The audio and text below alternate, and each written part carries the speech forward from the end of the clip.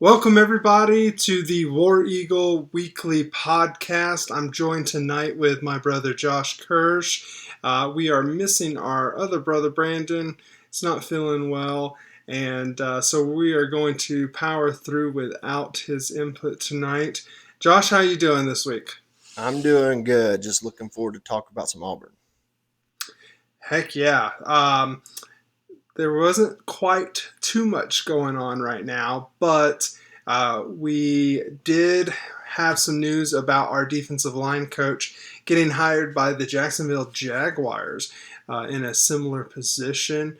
So, Josh, what do you think his absence is going to do to Auburn this year?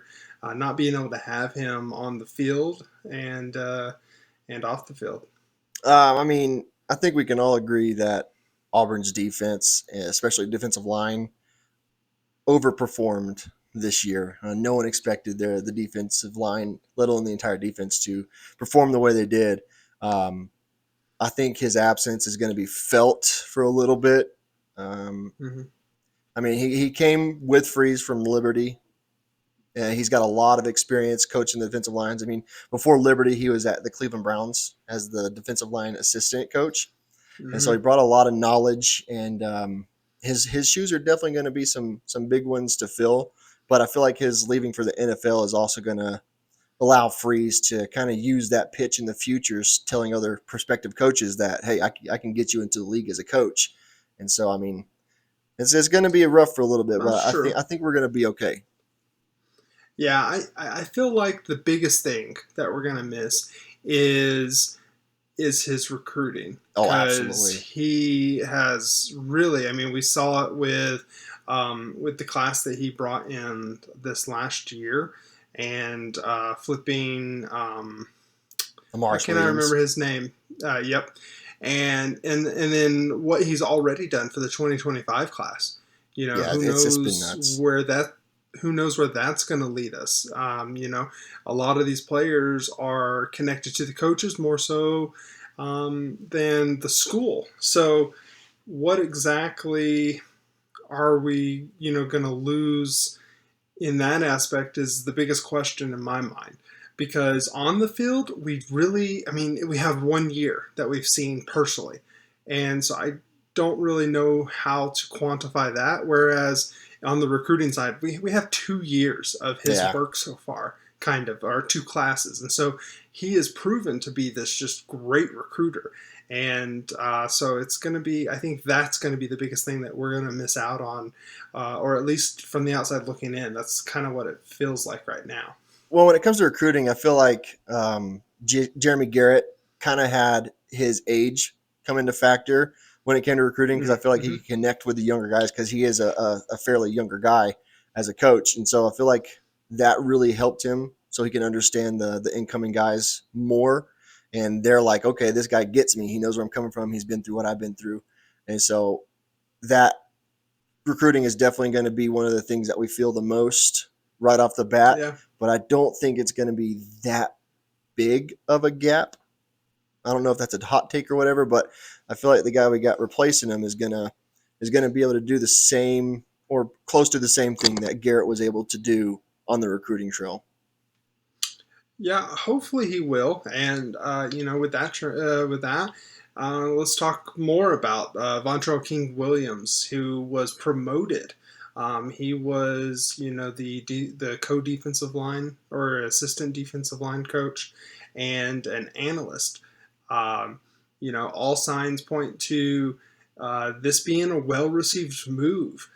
We saw the actual athletes and the players really positive endorsement and really excited for this move.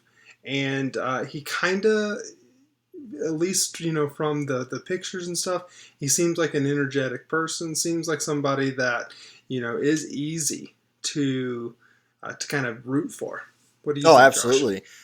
Like I said, he's got youth on his side. He's not one of these old head coaches that are stuck in their ways and can't really connect with these recruits. And so I Mm-hmm. really think VKW is going to be a really good asset in the future and the distant future for the Auburn Tigers.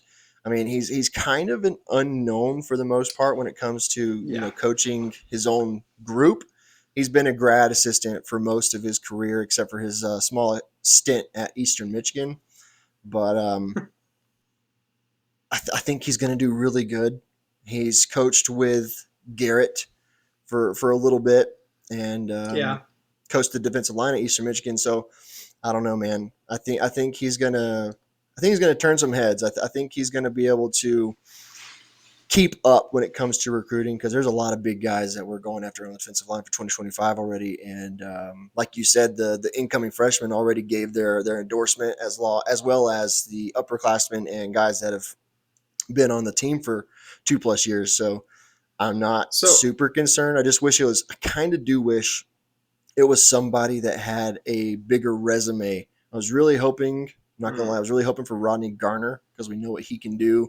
Very good coach, very good recruiter. But I'm kind of glad we're giving Vontrell King Williams his time to shine. I really don't. I mean, on the surface, I was kind of in that Rodney Garner camp as well, but I wasn't. The more and more I heard from other people, he really didn't fit the style that Hugh Freeze was going for, and so it kind of makes sense. And this is a known commodity. We saw it in the transition between year one and now year two of a Freeze getting in people that he's comfortable with and that he's going to have some continuity to. Um, and so it kind of makes me feel like go with the devil you know. Um, Yeah, I wish nothing but the best for this guy, and I hope that he turns out to be just this home run hire. And we were kind of saying the same thing last year about Garrett whenever he got hired on. Everybody was like, he's unproven. We really don't know. He had that time at Liberty, which Liberty was a smaller institution than Eastern Michigan. That yeah, and so we kind of wonder, is it going to be kind of the same? And hopefully, like you said, and you keep pointing out, he's young and he's going to relate to these guys, but hopefully he has the knowledge to really bring home what we need, especially out of this young defensive line that we have. And by next year, this extremely young incoming class that is going to be the backbone of hopefully many playoff appearances yeah. to Right. come. You know. So I mean, Um, sorry. no, go ahead. I was gonna say, kind of building off what you said about everyone feeling that Jeremy Garrett, sorry, not Jason Garrett, Jeremy Garrett was an unknown. I mean, maybe in college, but he was in the NFL for a number of years, and so we all knew that he knew what he was doing.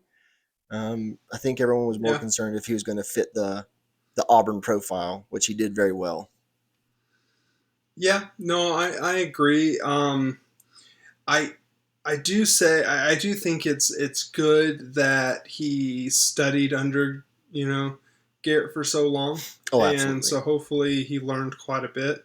But I mean, he's coached for 7 years now, and has really. I mean, that's when you think about coaches coaching only for 7 years and moving up to a defensive line coach in the SEC, It says a lot. and it does say a lot to who he is and his ability to actually do the job.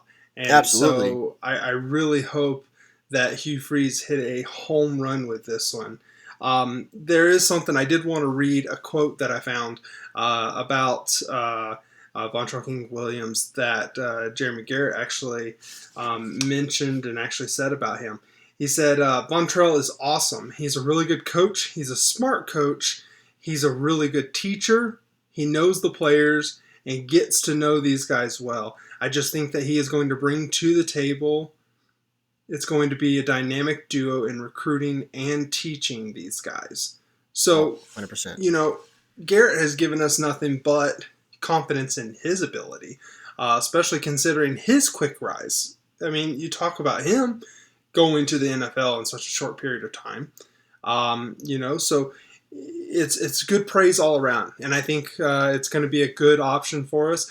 And you got to wonder though, how much of this was DJ Durkin being okay with it as well, or if this was Hugh Freeze saying, "Hey, I think this is the guy we need to put in position," and DJ just kind of went along with it. And so hopefully that doesn't create any kind of animosity, because these coaches, man, if you're not their guy, you know, It's just not is going it to work going to out. work? We saw that happen this past year when coaches just weren't the guy. DJ Durkin, I'm sure he had input as well as Charles Kelly, but ultimately it is Hmm. Hugh Freeze's call. But I mean, you just really can't help but be excited for the guy. I was able to find some video of him on the sidelines for Liberty as well as Yeah. Auburn. And what Okay. I kind of saw and found out was that he brings that catty energy on the sidelines. He gets really excited for his guys and just hypes Okay. everybody up. And so I think that is the Hugh Freeze attitude and kind of mood that he wants from his coaches. He wants his coaches to be excited and like believe in everybody in the system. And I think VKW definitely does that. Okay. Well, I mean, again, I just hope it's something that is a successful move and produces some quality linemen for years to come, because we really need to get some improvement there along the defensive Absolutely, yeah. front.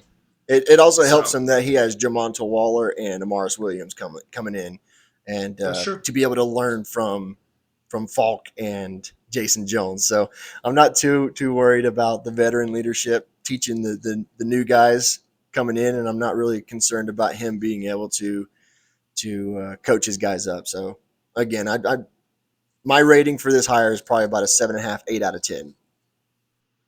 Okay, I don't know if I can go that high. I am I'm willing to kind of go for a six, just because I've heard nothing but good things. But he's But he's just an like unknown, so yeah, I get it.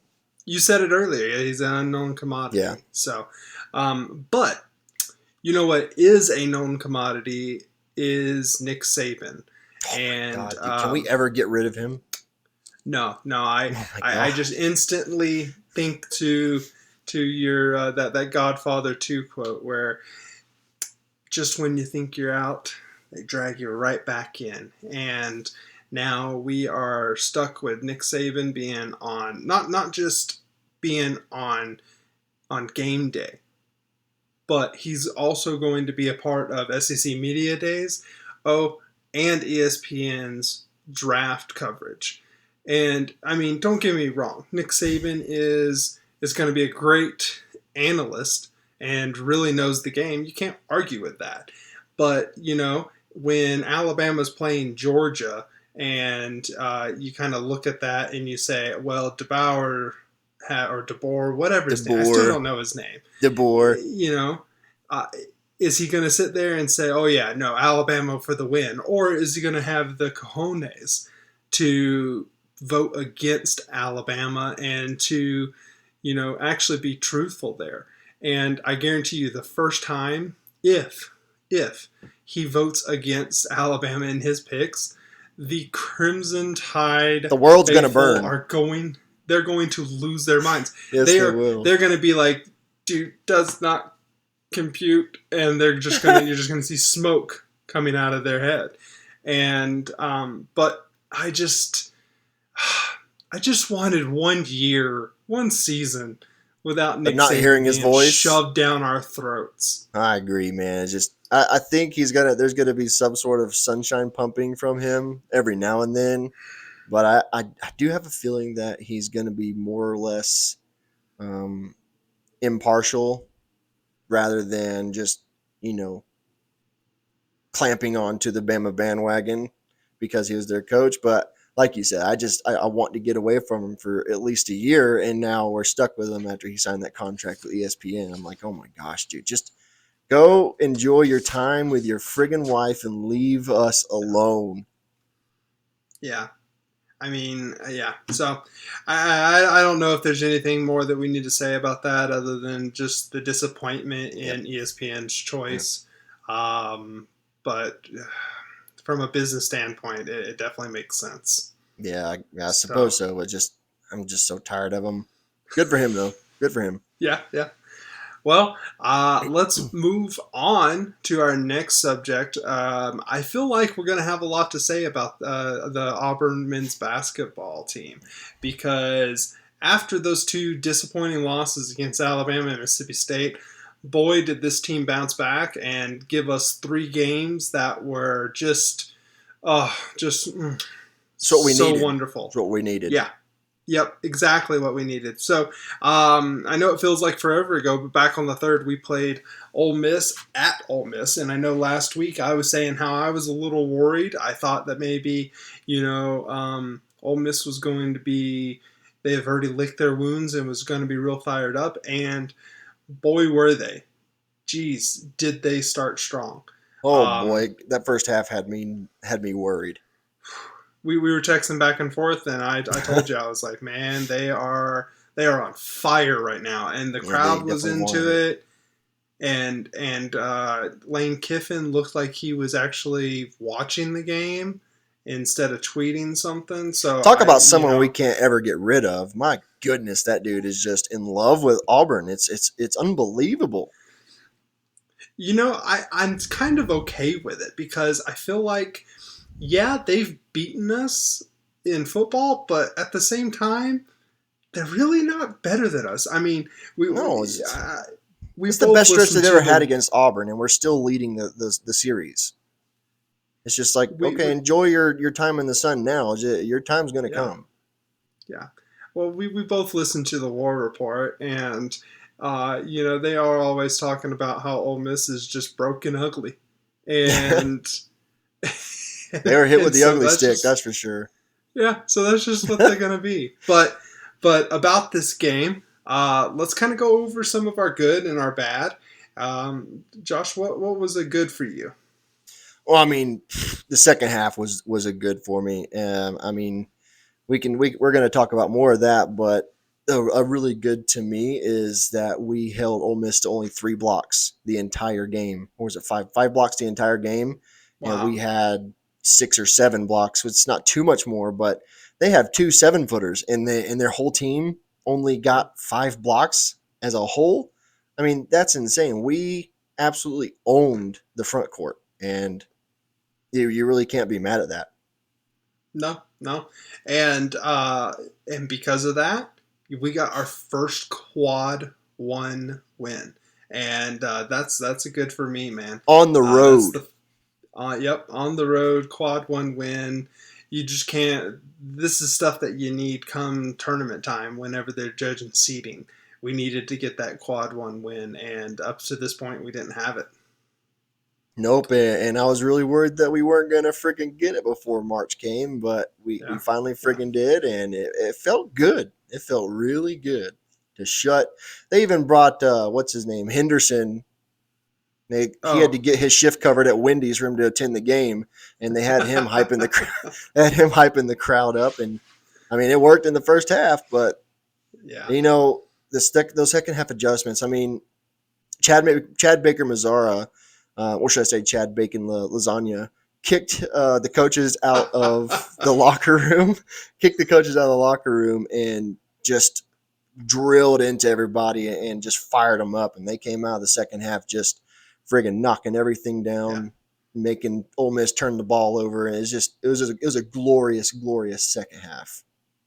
Yeah, and uh, Chad Baker Mazzara, it just he was already a fan favorite, and then you go and find out that he is actually a vocal leader in that locker room, You just and gotta it just love it. makes you love the guy even Oh more. yeah, You I'm just obsessed with him.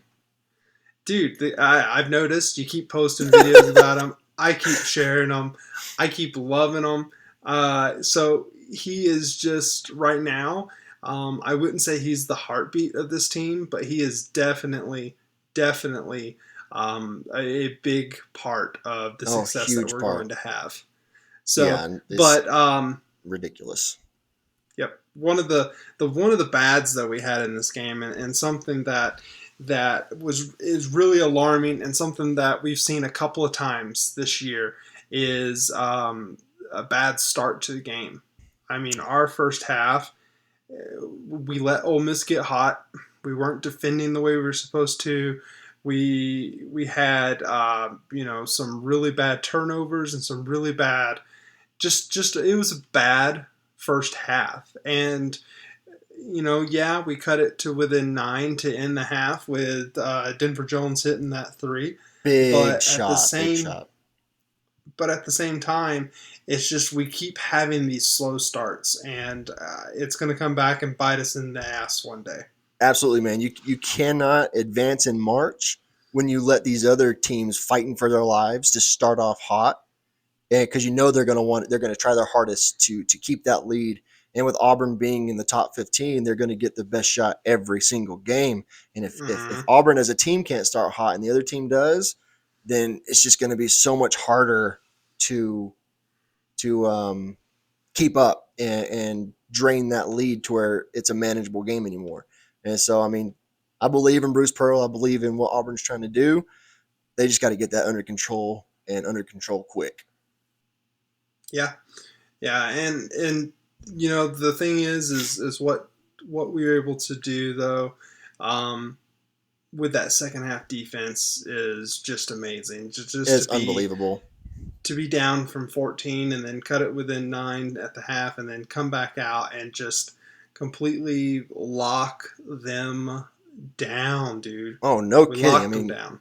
we outscored them 56-33 in the second half. And we just took the game over as soon as the ball was on the court in the second half. And that's what I want to see. And that's just good team ball that game. It was a great Yeah, game for the team to just start supporting each other and get back on track. yeah. Well, coming out of that game, what was another bad that you kind of noticed?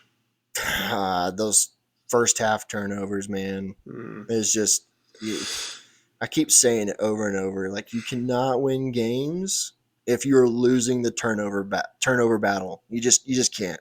You turn the ball over, you're giving the other team that many more chances to extend their lead or catch back up. yeah. So I mean, Well, Trey Donaldson had how many backcourt violations in this game?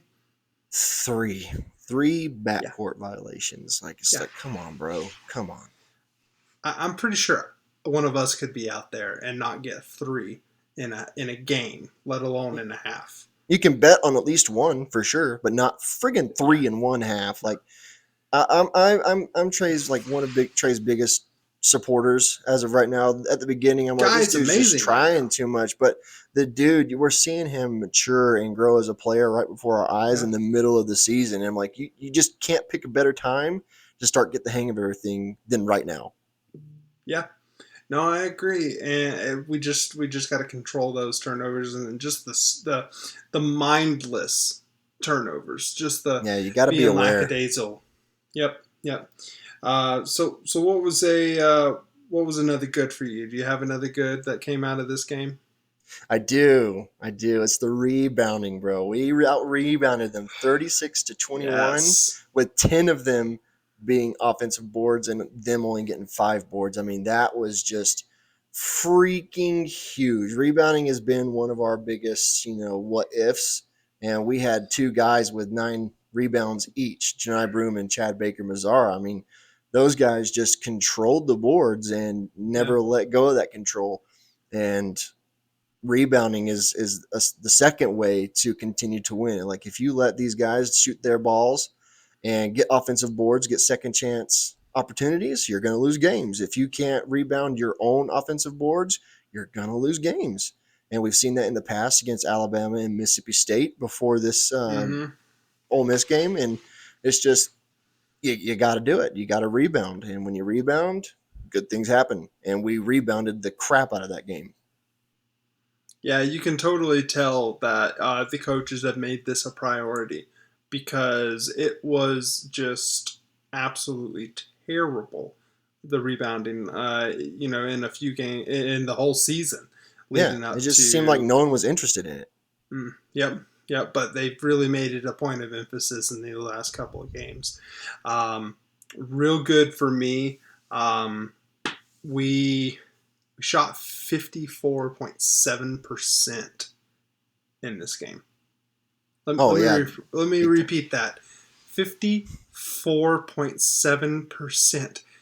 Ladies and gentlemen, this is a ridiculous number. I'm talking, this is something you don't see. We shot the lights out in that gym. You shoot 50% from the floor, you're going to win that game. Oh, yeah. Hands down. Especially if as the defending team isn't shooting 50%, yeah, you're gonna win that game. Trey Donaldson could have had 10 backcourt violations and we still win this game, shooting over 50%. So yeah, that was an absolute big time for us because we also haven't done that well on the road. We had the Vandy win on the road. And they're the worst team in the SEC, though. So does Vandy really count as a road win? Right. Is there an outside of before this game and the Vandy game? Is there another road game that we've won so far this year? Because I don't recall one. In like neutral courts, but not in their home turf. Right. I don't think. Right. Which the whole neutral court thing kind of gives me a little bit more confidence leading into coming into March and stuff. Yeah. But away has been a problem this year. And they exercised some demons in this game. They really did. But I will say somebody who has yet to exercise their demons is Aiden Holloway. He started out so good. He continues to shoot poorly now that conference play has started.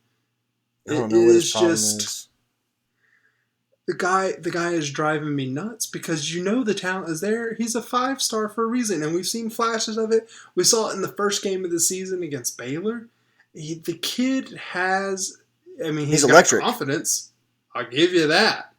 But right now, his shot is not falling. And the only times he is being successful is if he's driving towards the basket. We've seen him get a little bit more successful. We need him to step up. Because come March, if you don't have guard play, you're not going to go far. Nope. Yeah. Even if you have the best front court in the nation like we do, but you got to have guard support. Even Bruce Pearl says the kid is throwing up good looks. None of them are really bad shots. They're just not falling. And I don't know what it is. I don't know why there's a lid on the bucket right now for Aiden Holloway, but I have confidence that he's going to find his shot again. And I'm not too concerned since he is a true freshman. I do believe this slump is going to kind of force his hand to return for a sophomore season, which I'm very excited about.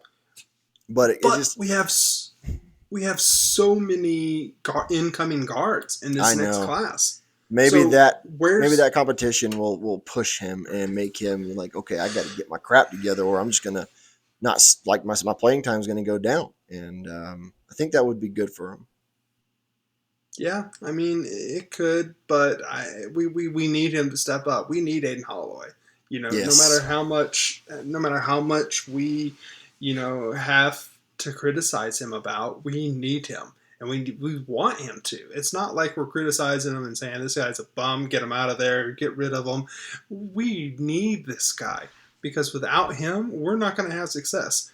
You can mark it down now. If Aiden Holloway is not getting us some buckets come March, we're going to have a quick exit come tournament time. That's not what any fan wants. That's for dang sure. No. But let's do you have another good in this game? It's just a huge team win. Yeah. And that the fact that we shot 44% from 3, which is very encouraging moving forward because we've had some problems behind the arc. But, other than that, I'm just super stoked about the win. And it's just a great team win and team effort for sure, especially in the second half. Yeah. I do have one more bad, though. And this one, it kind of made national news. I'm not sure if you noticed it. But, what does Janai Broom think he's doing by actually, swatting away a national treasure in Morgan? Oh, my gosh, dude. He regretted that so much as soon as he realized who that was. Dude, that's such a funny interaction. I'm just glad it happened and the cameras caught it. Right. Yeah, you posted that clip of Morgan Freeman grabbing his jersey and holding on to it, and Janai just I mean, Janai was about to freaking You lose know, it because he thought this throw fan was hands. going way too far. And he realizes it's Morgan Freeman, and he just Yeah, completely changes his demeanor. But you can't I swat thought I away had to God Himself. no, no, I had to put that down as a bad, and uh, but it was fun. It was fun. So, well, that hot game led us into probably one of the most anticipated Iron Bowl basketball games that we have ever been a part of. I know last year and the year before there was some really high stake games with our teams being nationally ranked and everything. But this one just it felt different because of the way Alabama beat us in the first game at Alabama, Yep. and then you throw in the fact of the pregame coach talk that really ignited the fan base for us, kind of like how Bruce Pearl's comments ignited the Alabama fans to kind of show up in their game. But let's talk about this Alabama game because man, wasn't that a fun game? Yeah, fun is just not the word for it, bro. And let me just say, I called it. Blood on the freaking court. Yeah, you And did. boy, did we see some friggin' blood. My goodness, there's nothing but good in this game for me. Just so you know, I couldn't think of anything bad in the game. Not a damn thing. Oh I yeah, just no, I couldn't do it. definitely, I definitely have some bad, and I'll actually, because we're so excited about it, and since you don't have any bad, I'm gonna start off with the first bad. Um, Playing in such a small high school gym. That's definitely the first bad. I really feel like that really hurts us as a basketball team, and really, prevents the crowd from being in the game and creating a hard environment for the opposing team, and you just can't get away from that. That's definitely a bad. Okay. um, Neville is one of the most dangerous places in the country. I mean, Neville right now is to Auburn mhm, what Cameron is to the Blue Devils. It's yeah, just you can't get better and than Neville right now. they even talked about Chapel Hill in the game. The commentators were talking about that home court advantage and the fact that they couldn't even hear each other talk when they were side to side. And you could hear whenever the crowd was getting ready for a free throw, and that place goes absolutely silent. And then all of a sudden, the commentators are yelling into the mic, and you're just like, "Whoa, why were they Like, why are yelling?" we But the thing yelling? is, they didn't know when it was going to get quiet, and so yeah, the environment was just absolutely amazing, Oh, and nuts. that actually leads into my next good. Actually, I'll quickly hit that since we're talking about it. Uh, we were making that high school gym the best home court advantage in all of basketball. I mean, right now, can you name a better home court advantage than our high school gym? Well, some people would No. say Ole Miss, but we just forced their first home loss of the season. So right as of right now, Yeah. Neville stands at the top alone. I will admit the only thing that Ole Miss has on top of Auburn is the fact that they have Morgan Freeman, but that's All it. right, And that's and literally it. and Janai Broom just slapped that out of the way. Also, going back to Ole Miss, can we just all agree that we're so glad that the basketball manager kid just probably cried himself to sleep that night? Because I don't know why he was getting so much TV time during the game. I'm like, who I the heck don't. is this guy? Yeah, I don't either. But hey, man, I can't fault the kid. He had a job to do, and man, he did it with some enthusiasm and gave it his all. And And to I'm be just glad he went home recognized, with his hands in his pocket. yeah. I That's mean, all. what his parents were there at the game, weren't they? I don't friggin' know. I'm Just like pretty sure I they was tired of cut. seeing him. I'm pretty sure they cut to his parents just sitting there cheering him on, Is he clapping a for Make a him. Wish guy or something? I don't. I mean, why No, was he? come on. I don't. I'm not trying to be rude or nothing. I was like, there's just no reason for them to give him so much coverage. Not. To, I'm sorry we went back to Ole Miss game. I forgot to talk about Yeah, that. it's okay. Well, you said that you don't have any bad. I what's a mean, I good guess I that have really one stood out? bad, but I'll talk about my good, and I think it's the most glaring good. of the friggin' game, it's Jalen Williams and Janai Broome. Those two combined for 50 points, and 7 blocks and 13 rebounds and 3 steals. I mean, when you have a front court that does that, your power forward and your Yeah. center, not your guards, power forward and center doing those and having those numbers, I'm like, holy smokes. Talk about winning games. When you got those two just clicking like that, we're going to win some friggin' games. Yeah. That's my And, most glaring good. Zach Blackerby and I can't remember who it was that he was Daryl talking to, but Dapprich? yep, Daryl Dapprich. They were talking about, this being the formula for the rest of the year. I mean, Absolutely. why not go to it? Until someone stops it, until someone makes us change our mind, why not go to it? Because that was a dangerous combo Yeah, they the were other night. doing whatever they wanted. I mean, come on, dude. I mean, Yeah, Jalen Williams shot 8 for 13 from the floor and 9 and 10 from the charity stripe. I mean, it yeah, really doesn't get much better than that. The dude's a beast. I'm so glad he came back for his senior season, and he's just I'm so excited for the guy, and for us to have him on this Auburn team with us expecting a deep, at least Sweet 16 appearance. I'm just super stoked. I'm very excited for the future. yeah, yeah. No, I agree. Well, I have another bad, and I Debbie don't know if it's Downer. going to surprise you. I am a Debbie Downer. We've told the listeners that I am the pessimist, and this is something that is not going to go away. But we've already talked to it at nauseum. Aiden Holloway, he was Oh my bad in gosh, this game. He was bad in both games. it's true. He is shooting below 23% in On the conference play. season, or In in conference play. conference play. Okay, you got to Below pump those numbers up, kid. 23%. Come on. He again, we talked about it and said we need him to step up, but we just didn't need him in this game. There's going to be many games where we're going to need him to step up. He's got to figure something out. I just don't know what it's going to be or when it's going to be that he figures it out and it clicks. Maybe it clicks in tournament time. We saw it in Trey Donaldson last year. Trey Yeah, we Donaldson, did. come the tournament time, he looked like a completely different player. It looked like he finally figured it out. But with Aiden Holloway being a 5-star athlete, he's underperformed so far this year. I Absolutely, don't think there's 100%. any doubt about that. When you have a five-star athlete, you got You to expect really him to play start. like a 5 star. Yeah.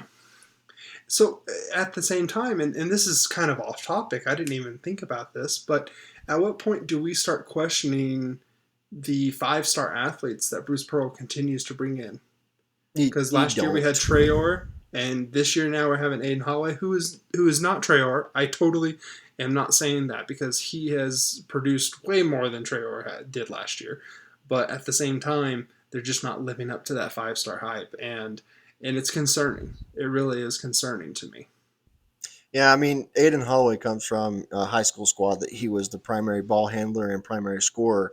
So it's a big adjustment to come from high school into college where you have such a fast paced team and there's so many athletes on your team that you can depend on. And Yeah, maybe that's getting in his head where he doesn't it's not in his nature to pass like that. I don't believe, and so he might be having some trouble with that. I don't know, but I don't think we're in any position to question any 5 stars that Bruce Pearl brings in. Um, I don't think it's that he has an issue with passing, or I mean, he's not used to passing it because I mean he's leading the country in freshman turnover to assist ratio. So he's totally ready to pass the ball and to be that point guard. It's just his shooting he and just his wants to play ability. hero ball.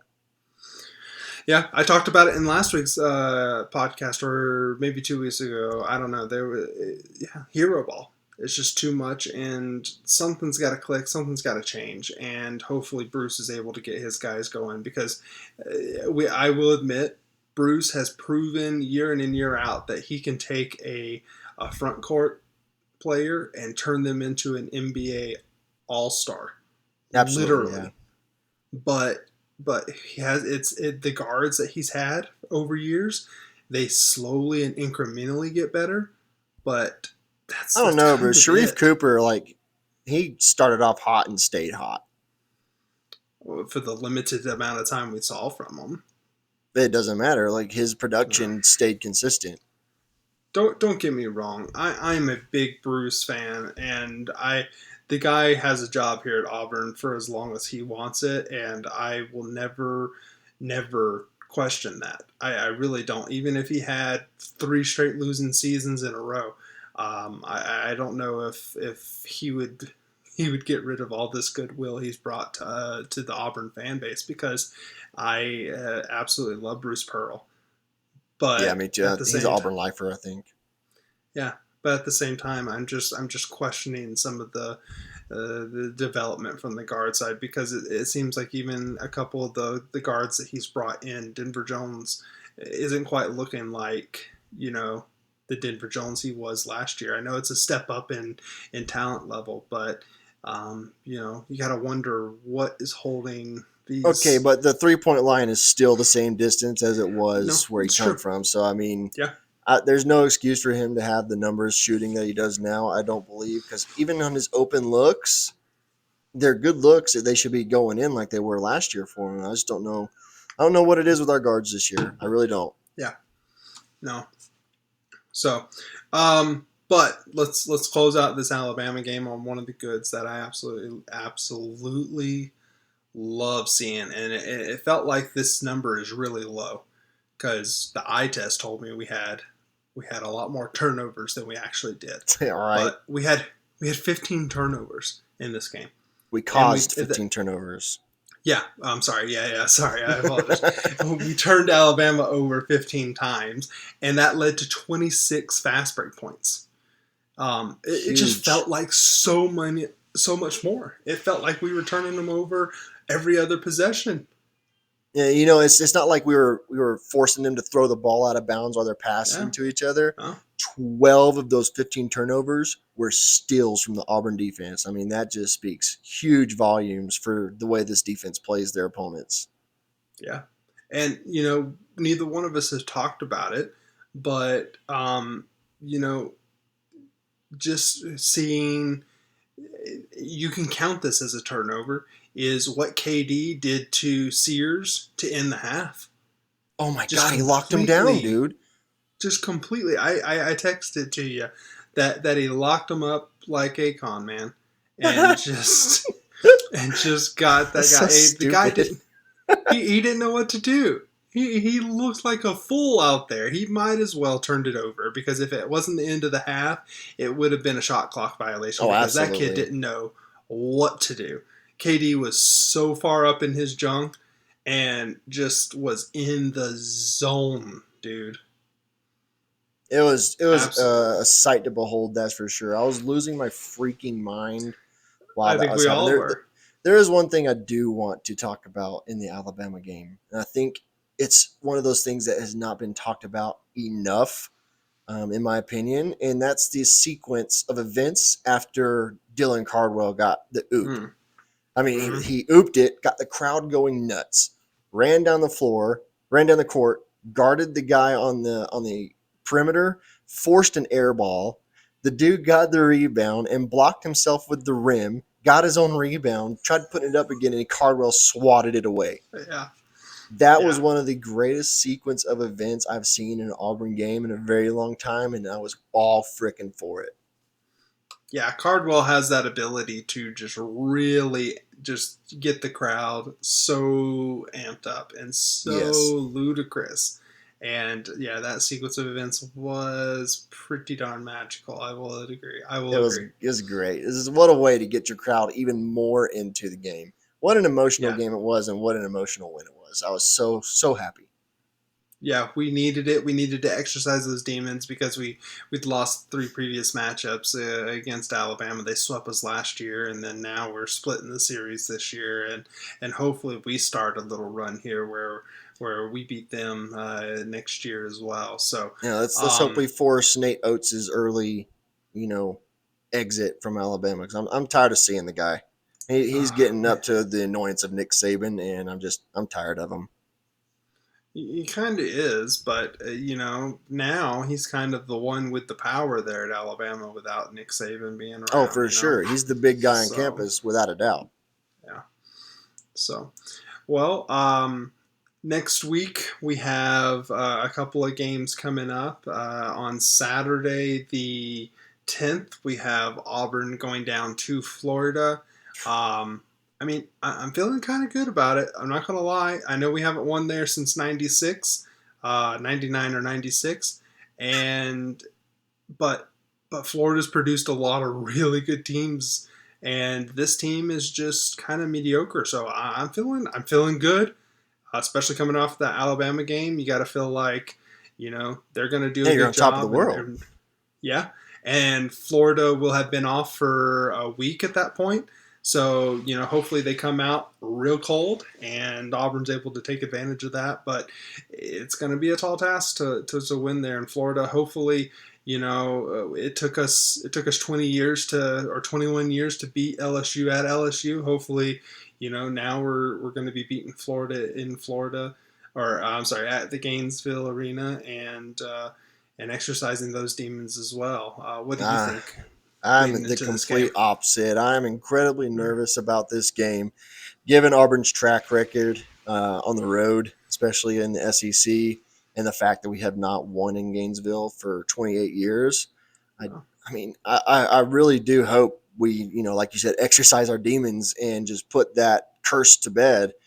But I'm 60-40 leaning Florida.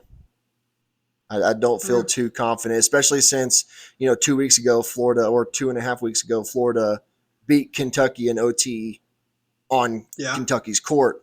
That's got me nervous, but I feel a little hope since they lost to Texas A&M before this game by yeah. 1 point. That's pretty demoralizing for a team, but I don't know, man. The curses follow Auburn for a very long time, and I don't know. I'm really leaning Florida getting away with a close win.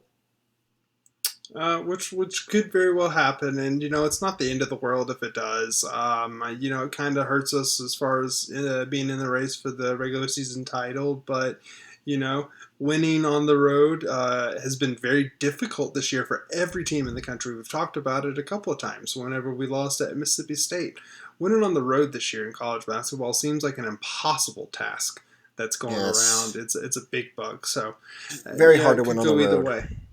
So, well, after the Florida game next Wednesday, the 14th, I think we have a far tougher task Yes, in playing South Carolina. I think we're both kind of worried about this game. And they've yeah, got it's at me Neville hella Arena. nervous. It's at Neville Arena. So, that's good for us because we are a completely different team at Neville Arena. And with that home crowd, again, we've talked about it before, it's the best home crowd advantage that we have that's in all of basketball. And so South Carolina is coming as a really hot team that nobody saw coming. Yeah, they've won 8 of But, their last 9 games. yeah, 4 of those being jeez. on the road. Yeah. One of them being at Tennessee. Like, you don't do that against Tennessee this year. They're top 5 in the nation, and South Carolina won by 4 points at Yeah. Tennessee. And so, I mean, I don't think they're afraid of the road games. I don't think they're afraid of Mm-mm. the road crowds. And so, I mean, they're coming in hot and they're 9-2 in the SEC, tied with Auburn and Alabama at the top. And so, I mean, it's going to be a tough game. It's going to be a tough Yeah. game, but I do think Neville gives Auburn the full advantage in this game. And to be It honest, should. I expect another double digit win. Hopefully, but again, like you pointed out, it seems like South Carolina is the only team in the country that says, we don't care about being on the road. We got Yeah, this. So, yeah. They make me but nervous though. That's yeah, for they're sure. going to be a tough win. It's going to be a tough win. 100%. So, well, on that note, everybody, we are going to close this podcast and wish you all well. War Eagle to everybody. War Eagle Press the like and subscribe button, and we will keep continuing to get some more content out to you guys weekly. weekly. Yes, sir. War Eagle, Josh. War Eagle, Cameron.